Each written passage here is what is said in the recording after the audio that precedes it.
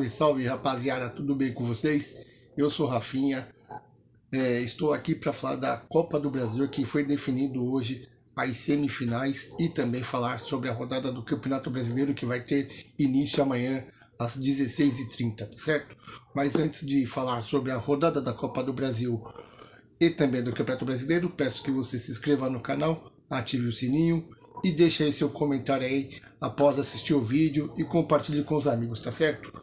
Bom, meus amigos, eu vou começar com o jogo de quarta-feira entre Corinthians e Atlético Goianiense, onde o Corinthians ganhou por 4-1 e deu uma verdadeira sapecada no Dragão, tá certo? O Corinthians foi muito melhor no jogo, foi superior o jogo todo, não deu aquela bobeira que deu no jogo lá em Goiânia, certo? Em Itaquera, o Corinthians dominou as ações do jogo desde o início.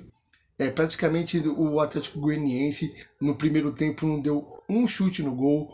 Se você perguntar se no primeiro tempo quantas defesas o Cássio fez, ele não fez nenhuma. Foram 14 chutes do Corinthians contra 0 do Atlético Goianiense. O goleiro Ronaldo acabou sendo um dos destaques, mesmo tomando 4 gols. O Gil abriu o placar aos 42 do primeiro tempo, já ali no finalzinho, né?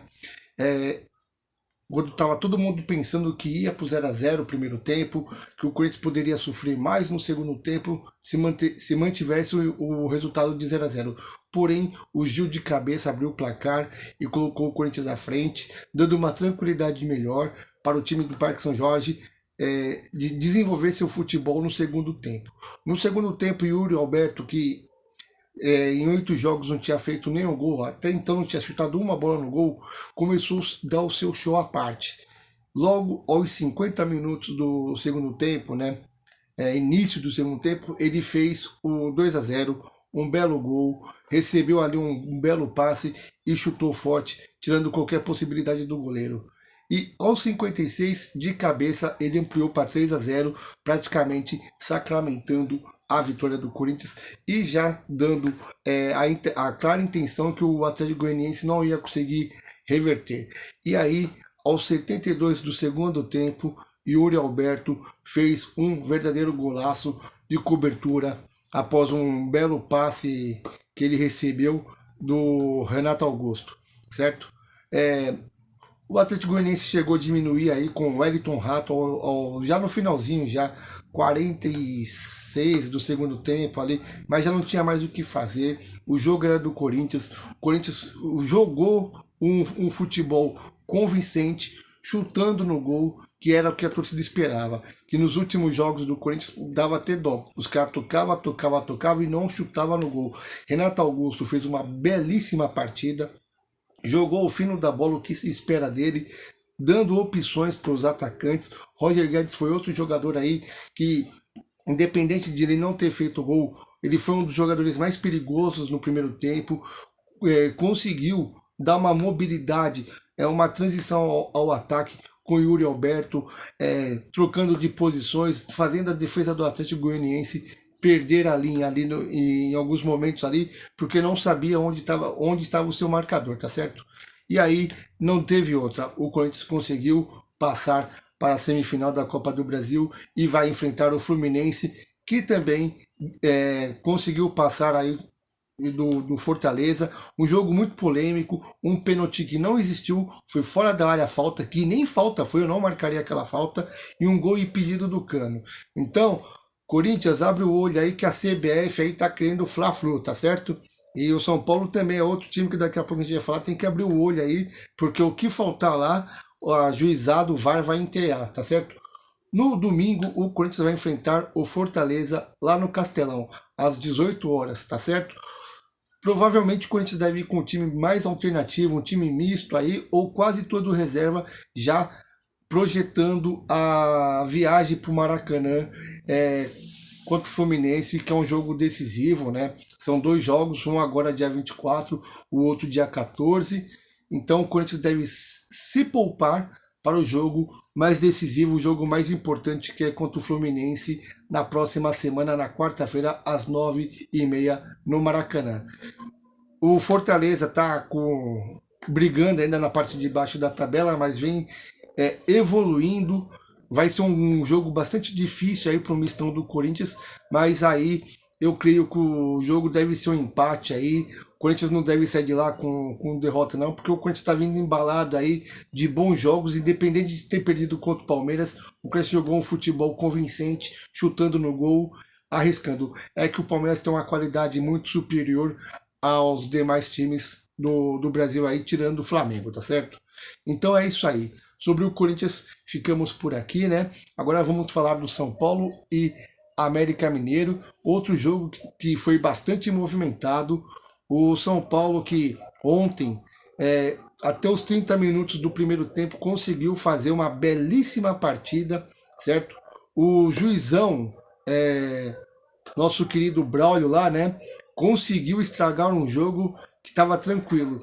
Logo aos 2 minutos do primeiro tempo, o Everaldo cometeu uma falta daquelas lá que o VAR chama e o juiz expulsa. O VAR não chamou e ainda só deu amarelo pro Everaldo. Maidana, outro aí que do América Mineiro que abusou da violência, caçou Miranda, o Caleri em campo, chutou por trás, pisou no tornozelo, fez faltas violentas e nem amarelo levou. Outro absurdo que eu não entendi qual é o critério dos caras. O Caleri teve o tornozelo pisado pelo menos 2 ou 3 vezes pelos zagueiros e volantes do América Mineiro. Juninho, outro aí que é um volante muito bom, só que sentou porrete também ontem no time do São Paulo, até se estranhou com o Luciano. O Luciano não é de levar desaforo para casa e o juizão nada, né?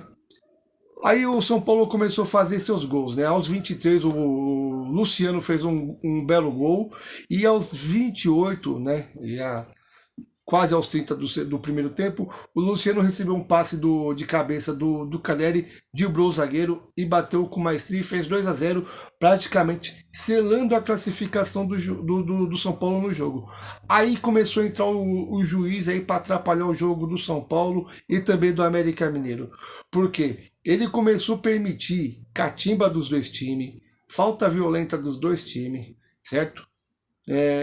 Como eu disse, o Maidana e o Everaldo tinham que ter sido expulsos no primeiro tempo, não importa se é 2 minutos de jogo ou 45 do segundo, falta violenta é falta violenta. Ah, mas ele não teve a intenção. Sem intenção também é falta. Sem intenção também pode machucar e pode tirar o jogador de combate por muito tempo. Então o Everaldo tinha que ter sido expulso e o Maidana também tinha que ser expulso. Eles abusaram da violência, bateram e ninguém falou nada porque o São Paulo se classificou.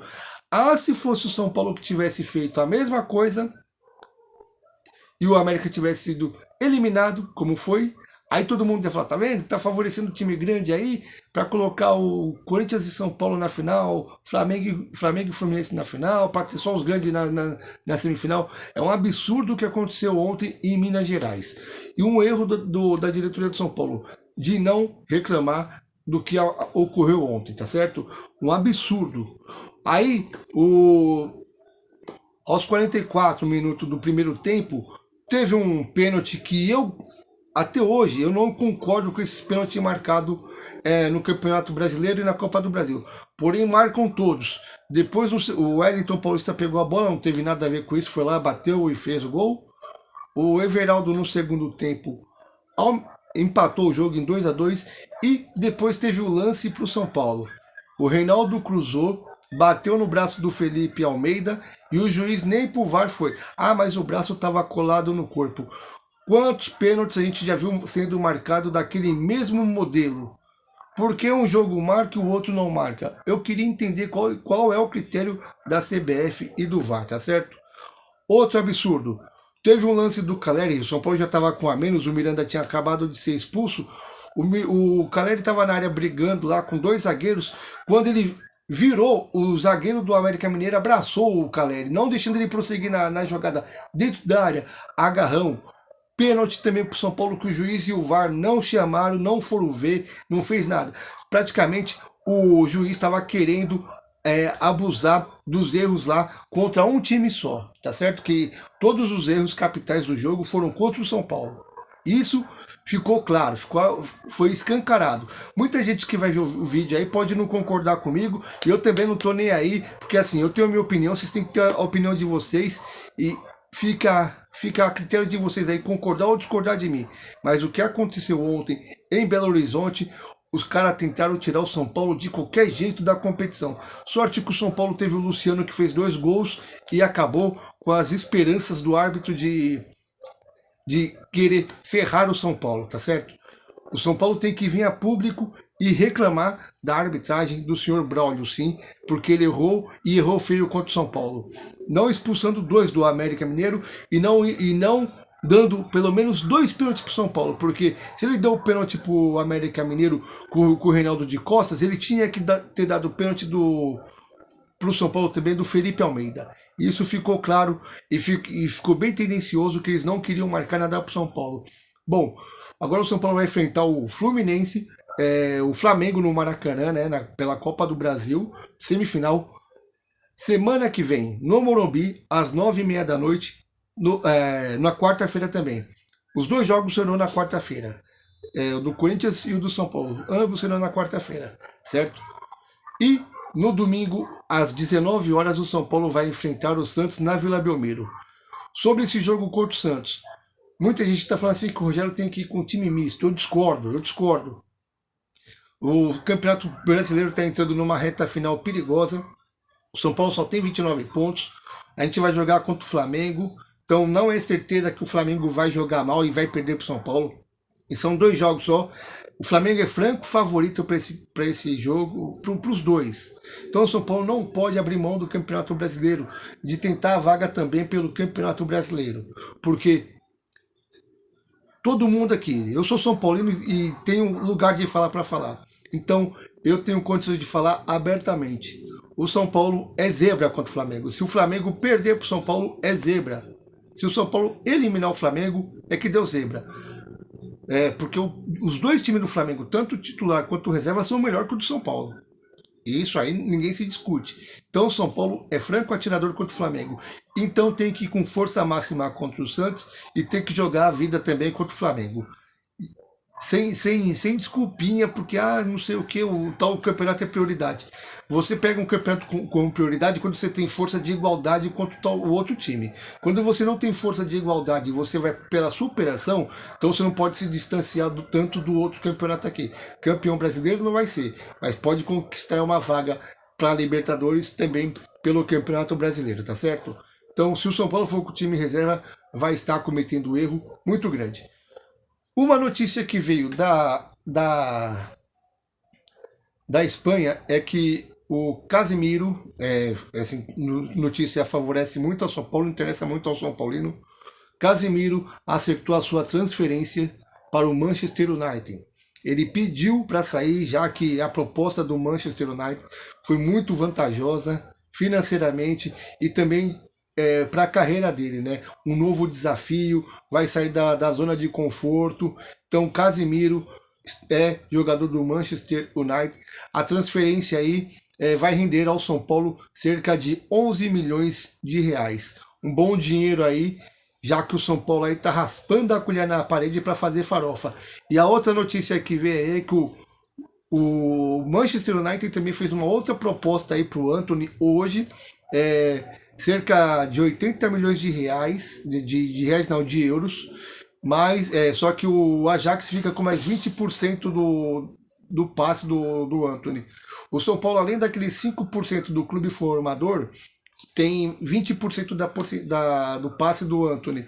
Se sair essa negociação aí, o São Paulo pode acumular aí em dinheiro com o Antony e com o Casemiro cerca de 100 milhões de reais. Então o São Paulo, a diretoria deve estar doida aí, mais interessada do que nunca nessa negociação do Antony, que pode ajudar o clube nesse momento ruim de crise financeira que o São Paulo vive, tá certo?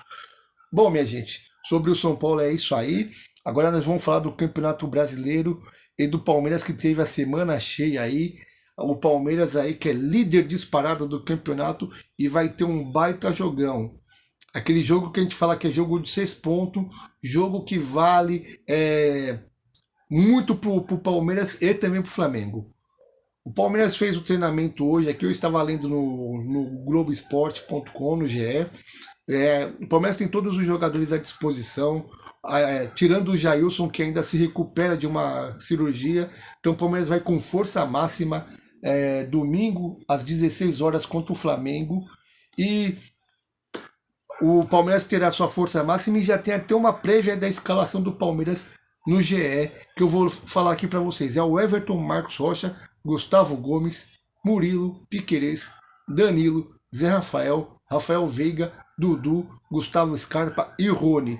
Eu só achei estranho aí hoje, nessa escalação aí, não tá o Flaco Lopes, sendo que do jeito que o Flamengo joga, seria mais interessante o Palmeiras entrar com o Flaco Lopes ao invés do Rafael Veiga, que não vem jogando bem. Eu deixaria o Veiga para o segundo tempo, né?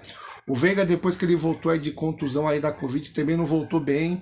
Então, o Palmeiras poderia manter o Rony, né, no ataque, com o Flaco Lopes de centroavante, o Rony numa ponta, o Gustavo Scarpa de meia e o Zé Rafael ali, junto com o Danilo no meio campo ali, marcando o Everton Ribeiro e o Arrascaeta, já que eu não acredito que o Flamengo vai vir com time misto, não. Isso é conversa para boi dormir, viu, minha gente? O Flamengo vai vir com o time titular, porque o Flamengo sabe que ele não ganhou a Libertadores.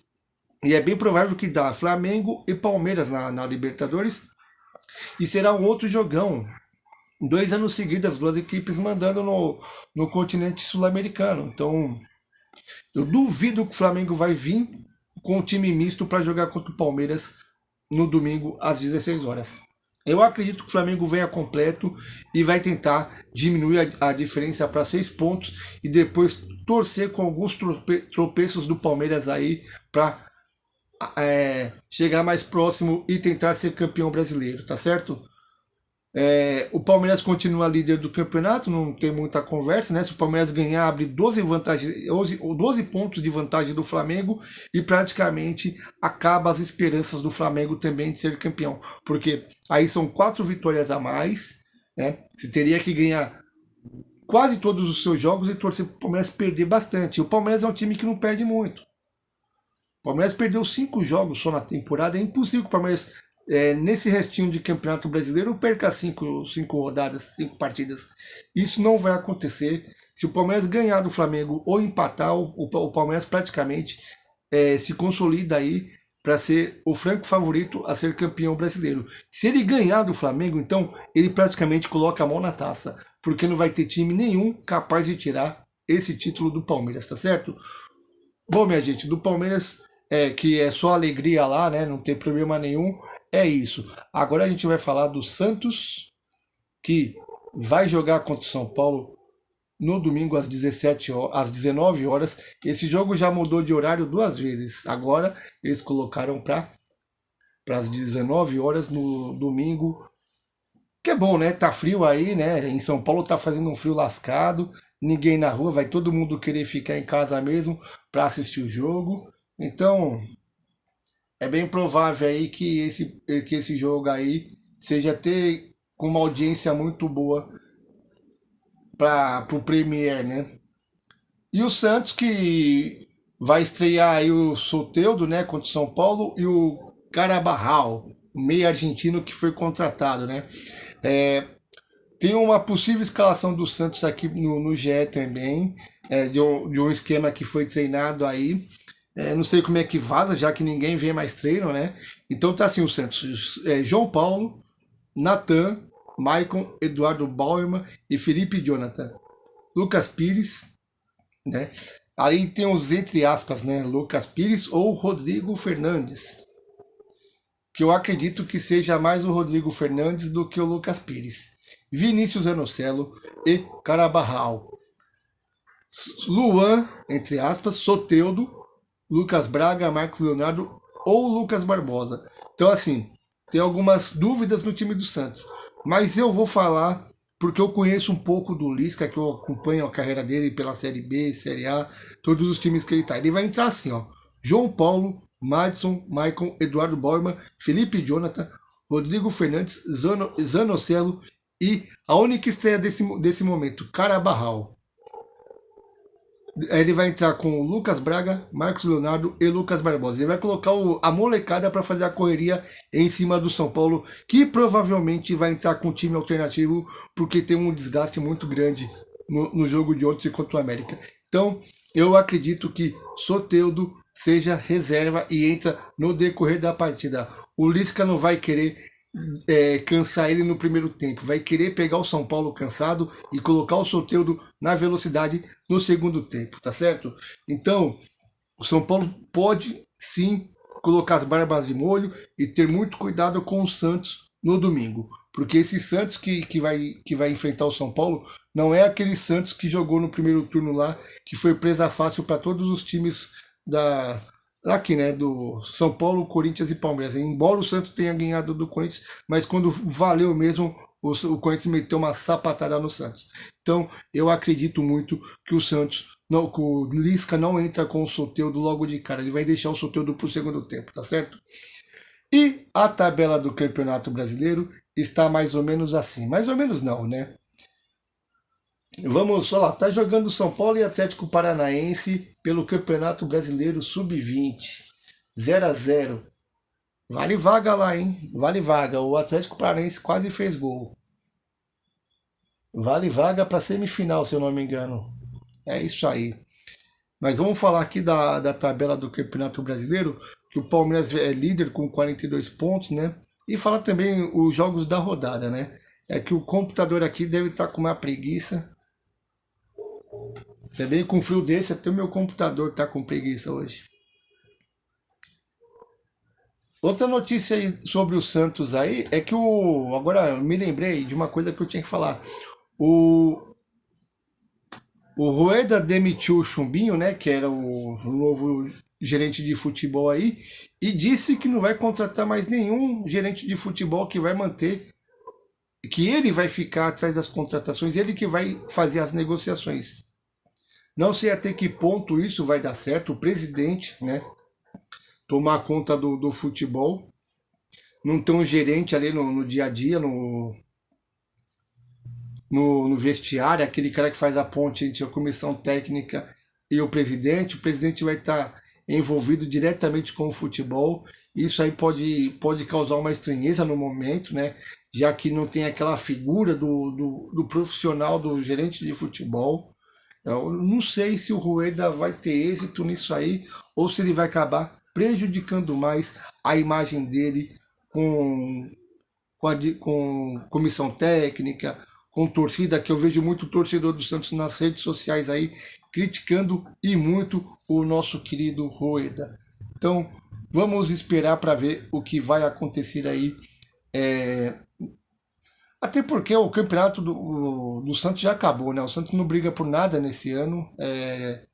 Praticamente o Santos foi eliminado da Sul-Americana pelo Deportivo Táchira, foi eliminado da Copa do Brasil, então o Santos não tem muito o que aspirar no campeonato, a não ser buscar uma vaga na pré-Libertadores, já que a vaga da Libertadores ali, os times estão muito competitivos ali, muito compactados, os times estão ganhando mais do que estão perdendo, e o Santos é um time que nem o São Paulo, está empatando demais. O Santos, que não deveria estar nessa situação, tá certo? Então é isso aí, minha gente. A rodada do final de semana, a 23ª rodada, vai contar com Atlético Mineiro e Goiás, sábado às 16h30, Fluminense e Curitiba no Maracanã, às 19 horas. São os únicos 2 jogos da rodada no sábado. Já no domingo vai ter Juventude e Botafogo em Caxias, Palmeiras e Flamengo às 16 horas no Allianz Parque. O jogo do Botafogo será às 11. Red Bull, Bragantino e Ceará às 18 horas em Bragança. Fortaleza e Corinthians às 18 horas também no Castelão. Atlético Goianiense e Cuiabá em Goiânia. Atlético Paranaense e América Mineiro às 18 horas também no domingo. Santos e São Paulo na Vila Belmiro às 19 e Avaí e Internacional às 20 horas na Ressacada. Já a tabela tá assim, eu falei que o Palmeiras tinha 42 pontos, não, o Palmeiras tem 48 pontos. 48 pontos em 22 jogos, é o primeiro colocado Palmeiras. Flamengo vem logo em seguida com 39 pontos. Segundo colocado, Corinthians 39 pontos também, perde no saldo de gols. Fluminense 38 em quarto colocado. São os 4 primeiros que estariam indo direto para a Libertadores. Aí a vaga da pré-Libertadores ficaria com o Atlético Paranaense em quinto colocado com 37 e Internacional em sexto com 36. E depois vem o Atlético Mineiro com 7, em sétimo com 35 pontos. América Mineiro, oitavo com 30 pontos. Bragantino, nono colocado com 30. Santos também com 30 em décimo. São Paulo, 11º, 29 pontos. Tá vendo porque o jogo do São Paulo e Santos é importante? São Paulo pode ir para 32 pontos e dependendo dos resultados ali pode terminar entre nono, oitavo, décimo. Então São Paulo não pode nem pensar em entrar com o time misto. São Paulo 29, 11º. Botafogo 12º com 26 pontos.